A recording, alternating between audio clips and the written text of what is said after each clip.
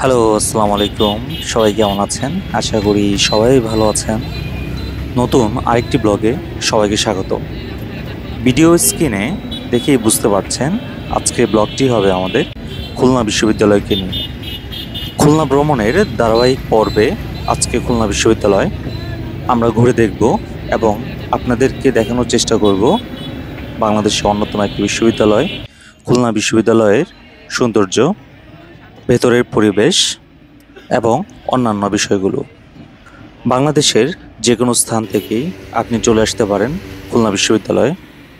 খুলনার ভেতরের Khulna zero point অথবা গল্লামারী মোড়ে নেমে সেখান থেকে মাত্র 1 কিলো দূরেই অবস্থিত খুলনা বিশ্ববিদ্যালয়।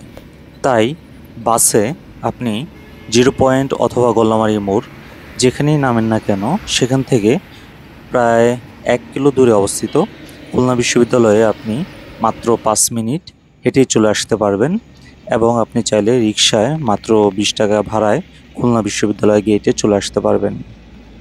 মাত্র 5 মিনিট হেঁটেই গল্লামারী মোড় থেকে আমি পৌঁছে যাই খুলনা বিশ্ববিদ্যালয়ের মেন গেটে।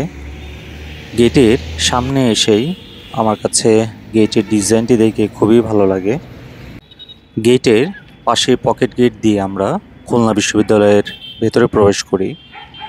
যদিও এখানে গার্ড ছিল, বাট ঢুকতে কোনো প্রবলেম হয়নি, কেউ কিছু জিজ্ঞেসও করেনি, তাই ডিরেক্ট ভেতরে চলে আসি। গেটের ভেতরে ঢুকতেই প্রথমে যেটি চোখে পড়ে সেটি হচ্ছে বিশ্ববিদ্যালয়ের চারপাশেই সবুজ গাছ, পুকুর এবং প্রাকৃতিক একটি পরিবেশ আমার কাছে মনে হয়েছে, যেটি আসলে বিশ্ববিদ্যালয়ের ভেতরে থাকাটা খুবই জরুরি আমার কাছে মনে হয়। যাই হোক, আমি ওয়াকওয়ে ধরেই বিশ্ববিদ্যালয়ের ভেতরে প্রবেশ করলাম। প্রায় 3 থেকে 4 মিনিট হাঁটার পরে বিশ্ববিদ্যালয়ের যে একাডেমিক ভবনগুলো আছে এবং অন্যান্য স্থাপনাগুলো আছে সেগুলো আমার চোখে পড়ে। যতটুকু জানতে পেরেছি 1991 সালে খুলনা বিশ্ববিদ্যালয় স্থাপিত হয় এবং এখন পর্যন্ত এই বিশ্ববিদ্যালয়টি সম্পূর্ণই রাজনীতিমুক্ত একটি বিশ্ববিদ্যালয়। বাংলাদেশের ভেতরে রাজনীতিমুক্ত অন্যতম একটি বিশ্ববিদ্যালয় হচ্ছে খুলনা বিশ্ববিদ্যালয়। আমার কাছে এটি খারাপ লাগেনি, আমার কাছে ভালোই লেগেছে। যাই হোক, ভেতরে ঢুকতেই মুক্তিযুদ্ধের একটি স্থাপনা চোখে পড়ে। বিশ্ববিদ্যালয়ের এরিয়া বেশ বড়, তাই এই অল্প সময়ের ভেতরে সব কিছু আসলে ঘুরে দেখাটা খুবই চ্যালেঞ্জিং। তাই আমি চেষ্টা করব মেন যে স্থাপনাগুলো আছে আপনাদেরকে দেখানোর জন্যে। হাতের বামেই বেশ কিছু দোকান দেখা যাচ্ছিল, তাই এদিক দিয়ে আসলাম। দেখা যাক এই পাশটায় কি দেখা যায়। তো সামনে খুব ওপেন স্পেস মনে হচ্ছে।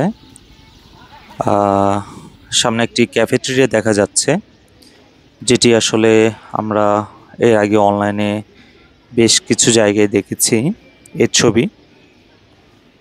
যাই হোক, ক্যাফেটেরিয়ার ডিজাইনটি আমার কাছে ভালো লেগেছে। ভেতরে বেশ কিছু দোকান আছে এবং আপনারা চাইলে এর ভেতরে বসে খাবার কিনে খেতে পারবেন।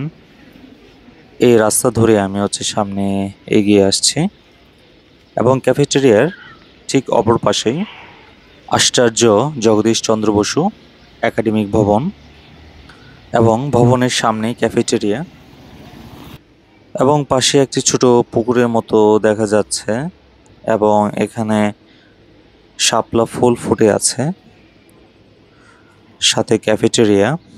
সত্যি এটা দেখে খুবই ভালো লাগছে। বিশ্ববিদ্যালয়ের ভেতরে যেটা দেখা যায় আসলে সচরাচর বেশ গাছপালা থাকে, আর এর ভেতর যদি এরকম একটি পুকুর থাকে তাহলে তো আর কোনো কথাই নেই। ক্যাফেটেরিয়া থেকে কিছুটা সামনেই চোখে পড়ল কেন্দ্রীয় গবেষণাগার। এখানে হয়তো গবেষণার কাজগুলো হয়ে থাকে। তো গবেষণাগারের পাশ ধরেই আমরা সামনে এগিয়ে যাচ্ছি, আর সামনে গিয়ে যেই দৃশ্যটা আমার চোখে পড়ল সত্যি অসাধারণ। বিশ্ববিদ্যালয়ের ভেতরে আসলে ওপেন স্পেস অনেক এবং সামনে একটি খেলার মাঠ। মাঠের সামনে যে রাস্তা ধরে আমি হেঁটে যাচ্ছি এই রাস্তার ডান পাশে সম্পূর্ণটাই নারিকেল গাছ লাগানো দূর থেকে এই দৃশ্যটা আমার কাছে খুবই ভালো লেগেছে।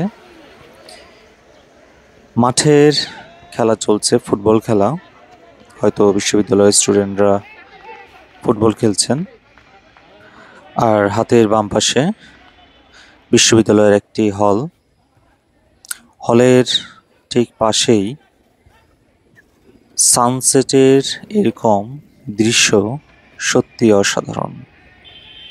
তো এই পাশটায় আর কোনো কিছু দেখতে পেলাম না, তো আমরা আবার চলে আসছি যেখান থেকে আমরা বাম পাশে আসছিলাম, তার ডান পাশ দিয়ে এখন চলে আসছি। তো এসেই সামনে একটি পুকুরের অপোজিটেই একটি একাডেমিক ভবন।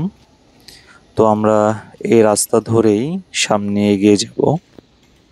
সামনের এই ভবনগুলোর ডিজাইন খুব রিসেন্ট মনে হচ্ছে আমার কাছে। সামনে এই ভবনটি একটি লাইব্রেরি। তো এখন সম্ভবত এটি এখন বন্ধ আছে, যেহেতু এখন অলমোস্ট 5টার উপরে বাজে। তো এই লাইব্রেরির পাশেই এই ভবনটি, মেবি আর্ট স্কুল।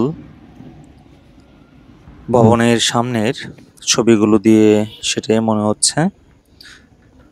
আর্ট ভবনের পেছনেই ঠিক এই মাঠটি অবস্থিত। বিশাল বড় মাঠ। বৃষ্টি হওয়ার কারণে এখানে কিছুটা পানি জমেছে, যেই কারণে হয়তো এখানে এখন খেলাধুলা হচ্ছে না।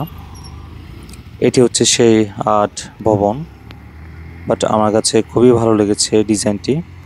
এখানে একটি দিক নির্দেশনা আছে কোন ভবনগুলো কোন পাশে অবস্থিত।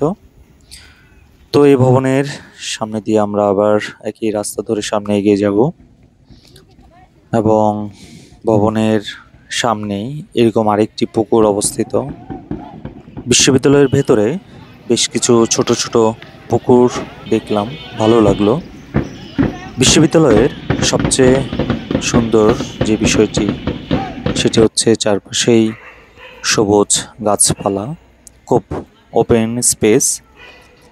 বিশ্ববিদ্যালয়ের ক্যাফেটেরিয়া আর রাস্তার পাশে নারকেল গাছের সেই সারি সত্যি অসাধারণ।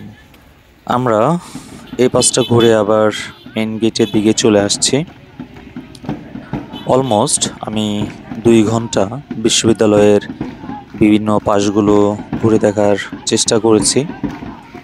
হয়তো অনেকগুলো এরিয়া আমি যেতে পারিনি, সময় থাকলে হয়তো আমি আর একটু ঘুরে দেখার চেষ্টা করতাম, যেন কোনো এরিয়া বাকি না থাকে। কিন্তু আসলে এইটুকু সময়ের ভেতরে সব এরিয়া ঘোরা সম্ভব না। তাই আপনারা যারা খুলনা বিশ্ববিদ্যালয়ে আসবেন তারা অবশ্যই হাতে 3 থেকে 4 ঘন্টা সময় নিয়ে আসবেন। বিশ্ববিদ্যালয় থেকে বের হওয়ার সময় আবার বৃষ্টি চলে আসে। মনে হচ্ছিল বিশ্ববিদ্যালয় আমাকে যেতে দিচ্ছে না। কিছুক্ষণ বিল্ডিংয়ের নিচে দাঁড়িয়ে খুলনা বিশ্ববিদ্যালয়ের এই বৃষ্টির মুহূর্তগুলো উপভোগ করলাম। খুলনা বিশ্ববিদ্যালয়ে যেহেতু খুলনার প্রাণকেন্দ্রে অবস্থিত, তাই আপনারা যারা খুলনা ভ্রমণে আসবেন অবশ্যই চেষ্টা করবেন খুলনা বিশ্ববিদ্যালয়ে ঘুরে দেখার জন্যে।